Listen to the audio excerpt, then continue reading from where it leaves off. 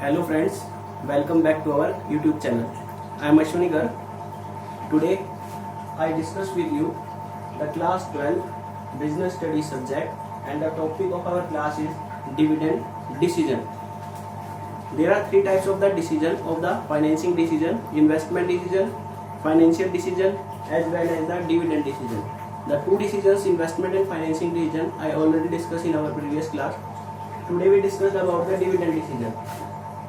In business organization, whenever we earn profit, the profit can be used as the form of dividend as well as in the form of retained earning.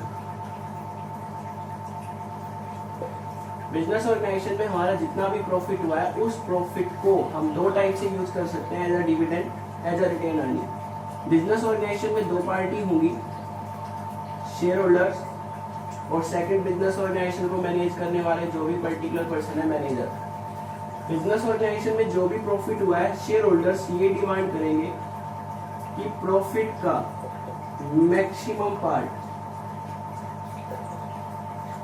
Dividend के रूप में divide किया जाए, और manager हमेशा ये demand करेंगे कि प्रॉफिट का मैक्सिमम पार्ट बिजनेस ऑर्गेनाइजेशन में as a retain earning business organisation में बचा कर रखें। तो एक टाइप से बिजनेस ऑर्गेनाइजेशन के प्रॉफिट का मैक्सिमम पार्ट शेयर होल्डर ये चाहते हैं कि उन्हें डिवाइड किया जाए, उनको प्रोवाइड किया जाए, और इसी तरह बिजनेस के प्रॉफिट का मैक्सिमम पार्ट मैनेजर ये चाहेंगे कि फ्यूचर की रिक्वायरमेंट के लिए बचा कर रखा जाए।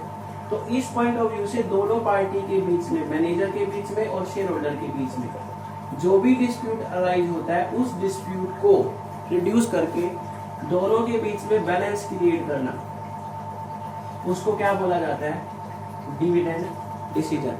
तो कहने का मतलब एक टाइप से बिजनेस ऑर्गेनाइजेशन के अंदर आपके प्रॉफिट का जितना भी पार्ट है, उस प्रॉफिट के कितने पार्ट को हमें शेयर होल्डर्स में डिवाइड करना है, और प्रॉफिट का कितना पार्ट बिजनेस ऑर्गेनाइजेशन में हमें बचा कर रखना है। तो dividend decision it refers to determination how much part of profit should be distributed as dividend among shareholder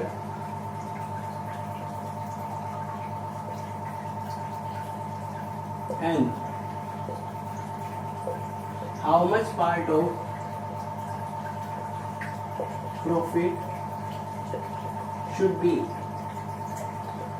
retained for meeting future requirement.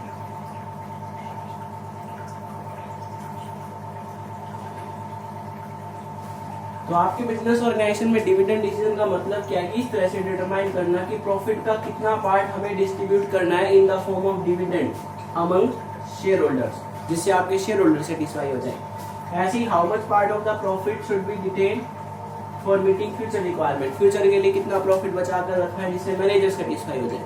तो इसलिए वो डिविडेंड डिसीजन है कि बिजनेस ऑर्गेनाइजेशन में प्रॉफिट का कितना पार्ट हम शेयर होल्डर्स में एज ए डिविडेंड डिस्ट्रीब्यूट करें, एंड प्रॉफिट का कितना पार्ट बिजनेस ऑर्गेनाइजेशन के अंदर हम रिटेन अर्निंग के फॉर्म में रखें, जिससे बिजनेस ऑर्गेनाइजेशन की फ्यूचर रिक्वायरमेंट पूरी हो। तो इस टाइप से आपका जो डिविडेंड डिसीजन है, ये एक टाइप से आपका दोनों पार्टी के बीच में, शेयर होल्डर्स के बीच में और मैनेजर के बीच में एक डिस्प्यूट क्लोज करके बैलेंस क्रिएट करता है। इसलिए डिविडेंड डिसीजन को डिस्पोजल ऑफ सरप्लस डिसीजन भी बोलते हैं। इसका सेकंड नेम है disposal of surplus decision. I hope it's clear to you. Now next part, factors affecting the dividend decision. Factors affecting the dividend decision. There are many factors which affect the dividend decision. Today only we will discuss about only 4 factors about the dividend decision. The first one is earning, and second one is stability of earning,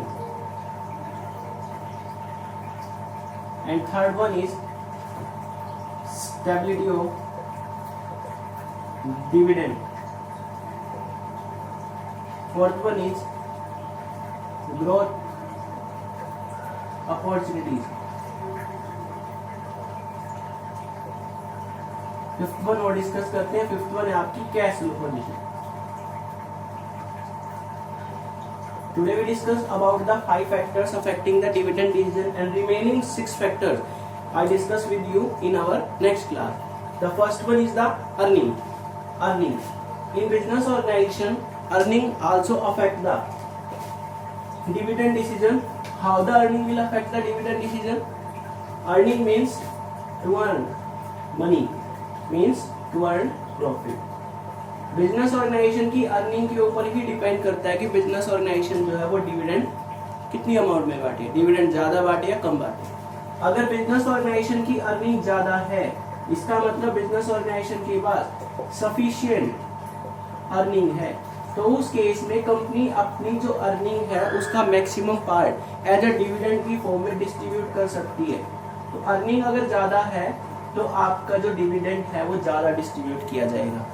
vice versa, अगर हमारी earning कम है, sufficient नहीं है, not sufficient, उस case में हम profit का कम से कम पार्ट डिविडेंड के रूप में बांटेंगे या फिर डिविडेंड नहीं बांटेंगे। तो एक टाइप से आपकी जो अर्निंग है वो भी डिविडेंड डिसीजन को इफेक्ट करती है कि प्रॉफिट का हमें जितना भी प्रॉफिट हुआ है उस प्रॉफिट के अकॉर्डिंग हम डिसाइड करेंगे कि हमें डिविडेंड डिस्ट्रीब्यूट करना है नहीं करना, ज्यादा डिस्ट्रीब्यूट करना है या कम डिस्ट्रीब्यूट करना है।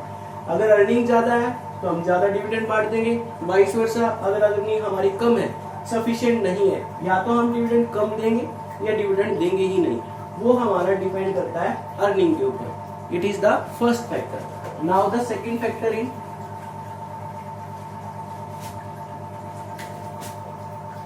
Stability of earning. Stability of earning is also affect the dividend decision, that a particular company will distribute more dividend or less dividend, also take decision on the basis of the earning stability. For taking decision about the earning stability, we consider more than years profit which we earned in the past year, in previous years, like as 4 to 5 years। 4 to 5 years के हम profit को analysis करेंगे। 4 to 5 years के profit को analysis करने से हमें ये मालूम पड़ जाएगा कि बिजनेस ऑर्गेनाइजेशन की जो अर्निंग है वो एवरी ईयर स्टेबल है। अगर हमारी अर्निंग स्टेबल है तो हमें ये पता लग गया कि बिजनेस ऑर्गेनाइजेशन के आने वाले टाइम में, in future coming years, we also earn a stable income. अगर हमारी अर्निंग लगातार 4-5 साल से स्टेबल है, हमें सफिशिएंट अर्निंग हो रही है, तो आगे भी चांसेस है कि बिजनेस ऑर्गेनाइजेशन को अर्निंग जो वो होगी।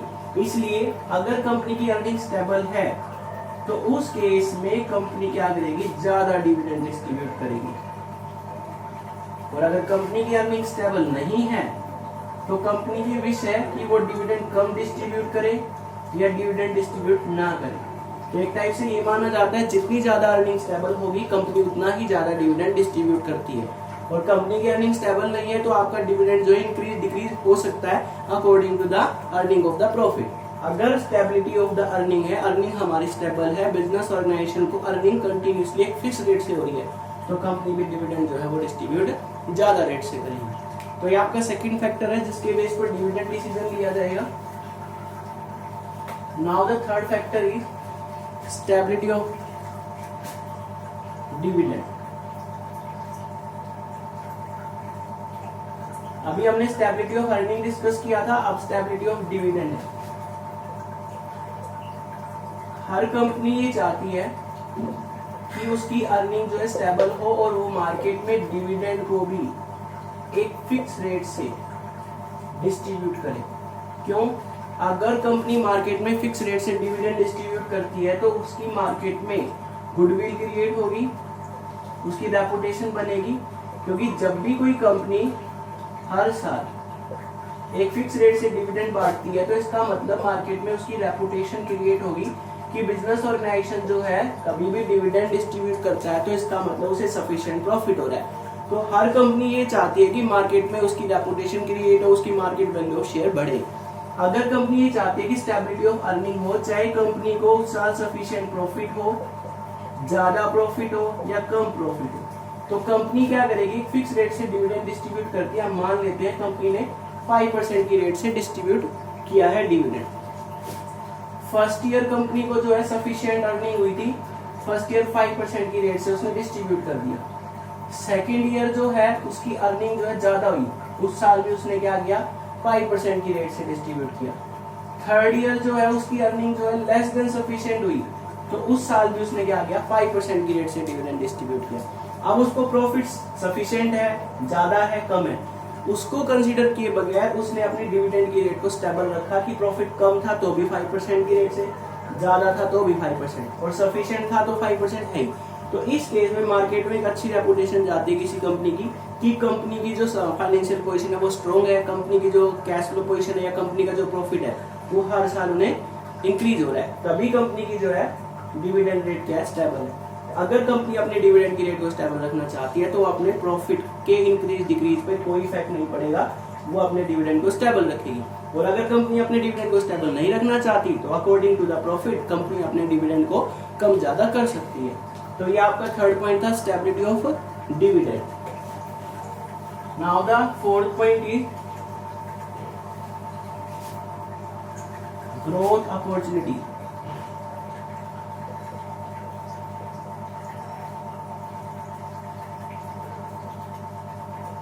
ग्रोथ अपॉर्चुनिटी का मतलब है कि बिजनेस में ग्रोथ करने के चांसेस है या नहीं, मींस ग्रोथ प्रोस्पेक्टस। अगर फ्यूचर में हमें लगता है कि ग्रोथ करने के ज्यादा चांसेस है, more chances to growth our business, to diversify business, to expand our business, जब बिजनेस ऑर्गेनाइजेशन में ज्यादा चांसेस है ग्रोथ होने की तो कंपनी को फ्यूचर में मनी की रिक्वायरमेंट होगी।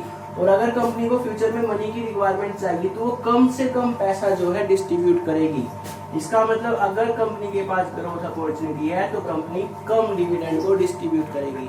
और अगर कंपनी के पास ग्रोथ करने के चांसेस कम है, इसका मतलब अपने बिजनेस को डाइवर्सिफाई करने के लिए या अपने बिजनेस को एक्सपेंड करने के लिए उसके ग्रोथ प्रोस्पेक्टस कम है, उसके पास अपॉर्चुनिटी कम है, तो वो क्या करेगी, अपने बिजनेस ऑर्गेनाइजेशन का ज्यादा से ज्यादा प्रॉफिट किस रूप में डिवाइड कर देगी, डिविडेंड के रूप में। तो आपका जो ग्रोथ अपॉर्चुनिटी है, ग्रोथ प्रोस्पेक्टस है, ये भी आपके कंपनी के डिविडेंड डिसीजन को इफेक्ट करता है। अगर हमारे पास ग्रोथ के ज्यादा चांसेस है फ्यूचर में तो हमें मनी की रिक्वायरमेंट होगी, तो कंपनी अपना ज्यादा से ज्यादा profit as a reserve, as a retain earning बचा कर रखेगी। इसका मतलब कम डिविडेंड बांटा जाएगा।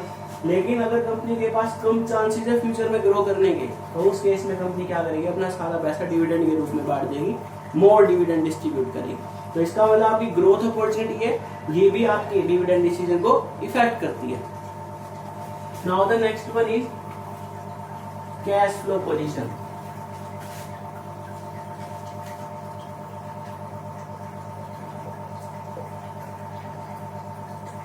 The cash flow position is a very important factors to consider in the investment decision, financing decision as well as the dividend decision, and also we consider it particular part in a capital structure decision.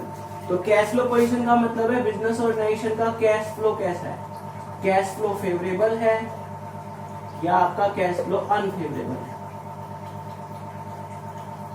Business organisation में हो सकता है कि आपके पास cash flow position जो है वो favourable है, फेवरेबल गुड, गुड का मतलब आपका जो कैश इनफ्लो है वो ज्यादा है किससे, आउटफ्लो से।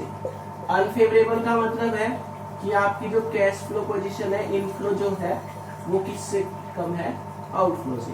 तो ये आपकी दोनों चीजें हैं। अगर आपका कैश पोजीशन फेवरेबल है, कैश फ्लो पोजीशन, इसका मतलब इनफ्लो आउटफ्लो से ज्यादा है, इसका मतलब हमारे पास कैश ज्यादा आ रहा है और हमने इन्वेस्टमेंट कम कर रखी है। इनफ्लो कम है आउटफ्लो से, इसका मतलब इन्वेस्टमेंट ज्यादा कर रखी है, उस पर रिटर्न कम मिल रही है। तो इस केस में भी हमें डिसाइड करना पड़ता है कि कंपनी डिविडेंड को किस तरह से डिस्ट्रीब्यूट करे। हो सकता है कि कंपनी की जो कैश फ्लो पोजीशन है वो अच्छी हो लेकिन फिर भी कंपनी के पास सफिशिएंट कैश अवेलेबल ना हो, कैश फ्लो पोजीशन फेवरेबल होने के बावजूद भी कंपनी क्या करेगी, कम डिविडेंड बांटेगी। क्यों? क्योंकि कंपनी के पास कैश इन हैंड सफिशिएंट नहीं है। तो इस केस में अगर कंपनी की कैश फ्लो पोजीशन फेवरेबल है और कंपनी के पास कैश नहीं है तो कंपनी क्या करेगी, कम डिविडेंड डिस्ट्रीब्यूट करेगी। और कंपनी की कैश फ्लो पोजीशन फेवरेबल है और कंपनी के पास सफिशिएंट कैश भी है तो कंपनी क्या करेगी, ज्यादा डिविडेंड बांटेगी। तो इसका मतलब कैश फ्लो पोजीशन भी आपका इफेक्ट करता है डिविडेंड डिसीजन को, कि कंपनी के पास कैश फ्लो पोजीशन अच्छी है, सफिशिएंट कैश है तो कंपनी ज्यादा डिविडेंड डिस्ट्रीब्यूट करेगी। अगर कंपनी की कैश फ्लो पोजीशन अच्छी नहीं है, इसका मतलब इनफ्लो आउटफ्लो से कम है और कंपनी के पास सफिशिएंट कैश होगा ही नहीं क्योंकि इनफ्लो आउटफ्लो से कम है, तो उस केस में कंपनी क्या करेगी, कम डिविडेंड डिस्ट्रीब्यूट करेगी। तो ये आपकी कैश फ्लो पोजीशन थी। Today we discussed only 5 factors affecting the dividend decision. The remaining part affecting the dividend decision I discussed with you in our next video. So today I hope it's clear to you. Thanks. Have a nice day.